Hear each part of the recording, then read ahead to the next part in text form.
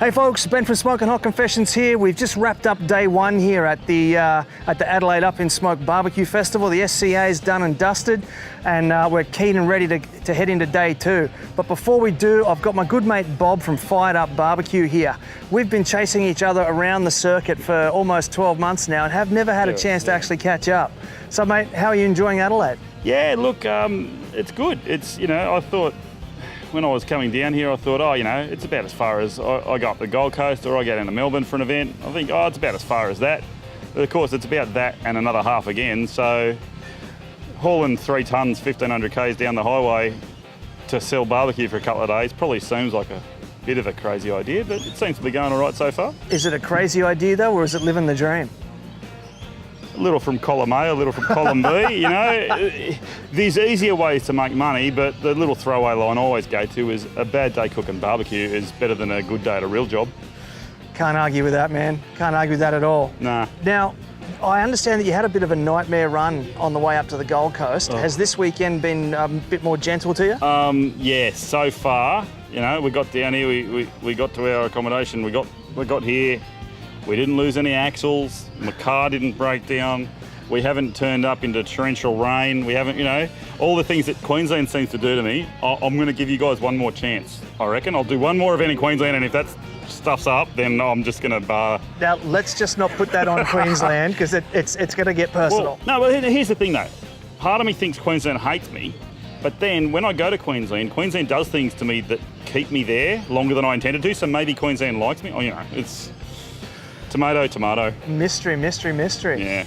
So, man, tell me about this giant smoker here behind us. Well, Craig from Bullockhead Creek, when I was shopping around, man, the missus did a bit of a fly around about 3 states in one weekend shopping, and I would have been happy with any one of them. I went and saw Silver Creek, I went and saw a couple of other builders, and I would have been happy with any one of them, but Craig had the right idea for what I wanted to do. He had the right availability at the time. I wanted it quick when I wanted to do it, because I borrowed a bit of money to start the business, and I didn't want to sit there. Yeah, got to start getting the return on it. Yeah. And I couldn't be happier with Craig's help. Like he's like us. He's a barbecue dude. He does it because he loves it. And when he built this, as far as I'm aware, this was the biggest one he'd ever built by a fairly wide margin. And since he's built this, he's been churning out. I think I should be on some sort of commission from him, because I think he's churned out about another 5 of these since then, because people have seen it and just gone, I want that. Yeah. And and he called one of them. He named it something. I still reckon he should call it the Bob or the Fired Up or something. So we're gonna have to have some sort of discussion. But no, look, Craig's good people. So I just basically I gave Craig the measurements of my garage at home. I said, this is how much room I've got to play with. Fill it. Yeah, I backed this thing in, and the firebox door handle is about 10 millimetres from my workbench, and the drawbar is about 5 millimetres inside the roller door. Wow, that's precision work. I said, Craig, I want the biggest thing I can get in that space, and yeah, so I've got, it's 34-inch diameter, it's 2.5 metre cook chamber. You can see the massive stacks on it. It draws really well. I've got my warmer box on the back. I can cook 40 to 50 briskets in one go if I want to. Damn. I've done, my biggest catering job so far. I did a worksite barbecue for 400 blokes, and we fed 400 people in 45 minutes. So, we can, far out. When we need to, we can churn it out. And it does what I asked it to do. It's simple design. I love my standard flow. That's a whole other debate for a whole other day, but I like standard flow. It works for me, and it does what I ask it to do. I can forget the fire is even there when I get busy, leave the fire go, for 2 hours longer than I should have, and I've got the insulated firebox on there, so there's always enough heat to just throw a couple of logs in, get it back up to speed again. It just does what I ask it to do all day long. I don't know why people would buy something from overseas when they've got guys in Australia, like a couple of the names I just rattled off. We've got so many guys in Australia building such good product. Yeah. It just does what we want it to do, and you saw the line we had here earlier today, and I don't tend to get too many complaints. No, that line was huge, and it was consistent. I kept looping back every hour to try and catch you for an interview, and the line was just still all up the road here. So. Yeah, but we move it, we never have more than about 8 to 10 tickets in the stack, and I get upset if there's anybody waiting in my line for more than about 10 minutes, or if once they've ordered, if they're waiting more than 10 minutes for food, I feel we've let them down. So we've really worked on all our procedures just to make sure we churn that product out. And look, speed's second to quality. I won't serve it if I won't eat it, but apart from that, we want to get you served quickly. We did the Sydney Beer and Barbecue Festival last year, and we did 1,200 in a weekend, 1,200, Wow. 1,200 of our trays. Yeah, Wes was there from Bovine, and he was lucky because he's got his restaurant 10 minutes up the road, so he ran out, was able to go and restock, but in the hour he ran out, we served 300 people.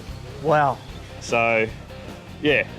Very cool, very cool. It's kind of the cool thing about Low and Slow is, yeah, it takes 14 hours to cook, but once you've cooked it and you can hold it, and again, I've got my warmer box on there, I can just hold it for hours and hours and hours. It's still as good as when we did it. And yeah, we just, you know, it's slice and serve, and we can really get it to the masses. Yep, cool.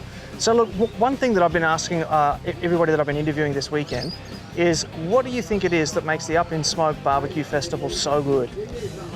Well, that's a hard one for me to answer because I was so busy today. I haven't even had a chance to get around. But I'll tell you this, and I do a bit of the old interstate banter like anyone. I've been bagging people about South Australia. I'm always, jobbing you about Queensland. Don't even start. I know, but that's all in good fun. And look, I think it's like any of the good festivals. It's the people. Like, I've met some people here, and again, a bit of banter. I see people coming into my line, and they're wearing their team getup. I'm like, well, what are you buying barbecue off me for? You're in there cooking it, and everyone's they're happy. They want to taste my barbecue because it might be different to their barbecue. You know what? Barbecue. We're all a little sort of messed up in the head a little bit. I find the idea of going and cooking barbecue at a comp and then going and buying barbecue off a vendor, I find that crazy. But people were happy to do it, and they were, I've got good feedback from these people. Everyone I've met here, just, I always say there's not a lot of what's in barbecue. They're all good people. And I think, here I'd say, if from what I've seen, if I had to pick something, I'd say, it's people. Like, everyone's happy, friendly, everyone's in there having a couple of non-alcoholic beverages. Everyone seems to be having a great time. I'm going to try and get some sleep while I'm doing my overcook tonight, but I don't think there'll be too much of that on the cards with the party atmosphere here, so we'll see what happens. Well, mate, I'm going to just cross my fingers for you and hope that you do get some sleep, because I do know how important that is. And I'm going to thank you for your time. I can see your wife over there. I know you promised to take her out to dinner. She's given me the old symbol. So, mate, I'm going to shake your hand. I'm going to say thank you very much for taking the time to talk to me.